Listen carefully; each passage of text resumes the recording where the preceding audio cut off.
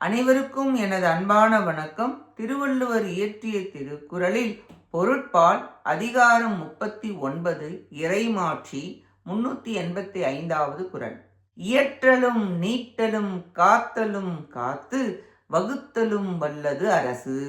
பொருள் வரும் வழிகளை உண்டாக்குவதிலும் வரும் பொருளை சேமித்தலிலும் பாதுகாத்தலிலும் தக்க வழியில் செலவிடுதலும் வல்லதே அரசு. அரசனின் வேலை மற்றவனிடம் நாடாமல் இருப்பது. வல்லவனே அரசனாவான்.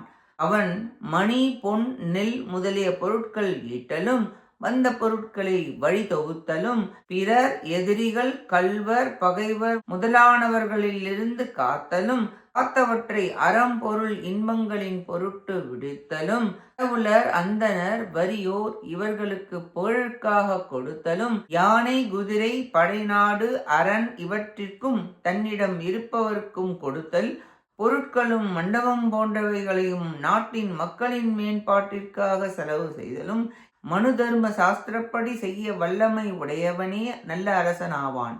ஒருங்கு சேர்த்து வைத்தல் செலவு செய்தல் பாதுகாத்தல் என வகுத்து செய்ய வேண்டும். பிறர் எதிரிகள் வந்து நுழைந்து எடுக்க விடக்கூடாது.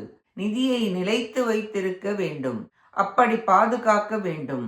382 383 384 385 இந்த 4 குறளினாலும் அரசனின் மாட்சியே கூறப்பட்டது. நன்றி, வணக்கம்.